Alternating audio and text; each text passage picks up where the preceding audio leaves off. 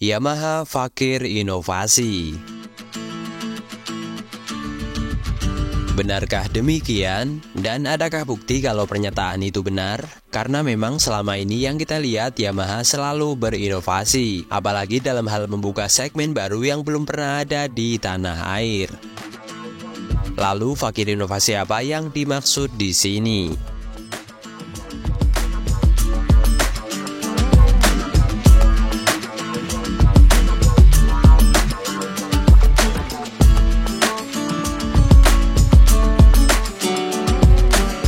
Kita tahu, di Indonesia, Yamaha selalu membuat produk-produk yang beberapa kali diikuti oleh kompetitor terkuatnya, yaitu si tukang contek Honda. Walaupun terkadang Yamaha juga nyontek sih.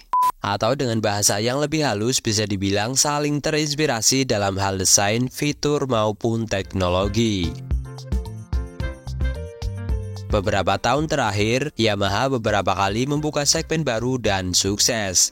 Lalu beberapa tahun berikutnya baru diikuti oleh Honda. Seperti Vision yang diikuti CB150, Yamaha NMAX diikuti PCX lokal, dan masih banyak lagi. Yang mana hal tersebut sampai membuat Honda sekarang ini dijuluki si tukang contek oleh FBY.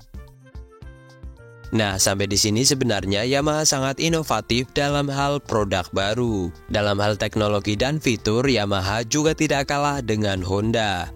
Produk yang dijual di Indonesia juga tidak kalah banyak jika dibandingkan dengan merek Honda. Dari motor sport firing, sport naked, maxi scooter, sampai skuter matic kecil. Namun apakah kalian sadar, dari beberapa produk Yamaha tersebut ada yang sangat membosankan? Ya, desain velg. Beberapa matic Yamaha, terutama matic kecilnya, memiliki velg yang didesain oleh Empu Supo dari Kerajaan Majapahit, yang sampai sekarang masih tetap dipakai dan mungkin sampai hari akhir.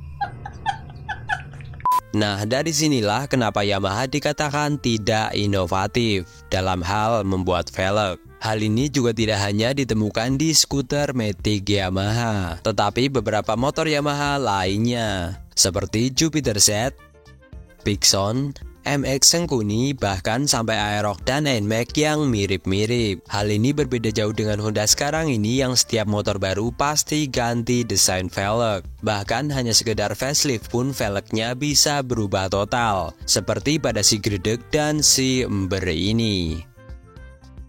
Nah, kalau kalian tanya kenapa Yamaha tidak membuat velg yang berbeda-beda di setiap produk barunya tidak seperti yang dilakukan Honda, jawabannya adalah karena pengiritan. Mungkin sebagian dari kita sudah tahu kalau YIMM atau Yamaha Indonesia Motor Manufacturing tidak sekaya AHM atau Astra Honda Motor. Jadi harus memotong beberapa pengeluaran yang dirasa tidak terlalu penting menurut Yamaha. Bayangkan saja, jika semua velgnya berubah dan desainnya dibedakan semua, harus berapa banyak Yamaha membuka plan produksi baru di pabriknya. Mengingat Yamaha punya cukup banyak tipe motor, dari sport sampai matic. Tentunya hal ini memerlukan biaya yang tidak sedikit.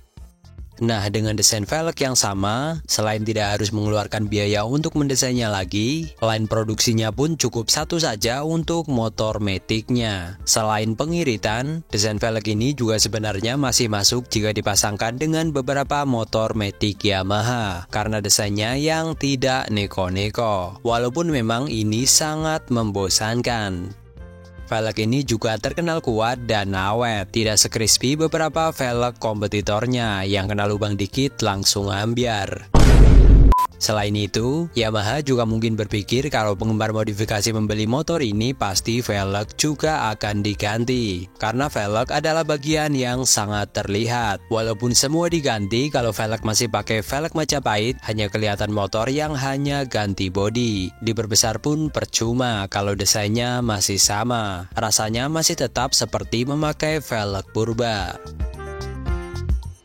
Dan karena Yamaha menganggap ini bakal diganti oleh pemiliknya, jadi akan percuma juga membuat desain baru yang ujung-ujungnya diganti dengan velg variasi. Dan jika yang membeli adalah orang yang tidak suka modifikasi, atau beli hanya sekedar untuk alat transportasi, pasti tidak akan mempermasalahkan desain velg motor ini. Karena yang terpenting menurut mereka adalah fungsi dan kekuatannya. Nah, tetapi ada yang disepelekan Yamaha, yaitu pada kenyataannya banyak orang Indonesia, ya Indonesia kebanyakan atau bahkan mayoritas yang selalu melihat desain. Dan banyak juga orang yang suka modifikasi namun hanya memiliki uang pas-pasan. Jadi mereka akan memilih motor yang sudah bagus dari pabriknya, terutama di desain velgnya. Jadi tidak perlu mengeluarkan uang banyak untuk mengganti velg. Sekali lagi, di Indonesia, walaupun kualitas itu penting, tetapi desain tetaplah yang terpenting.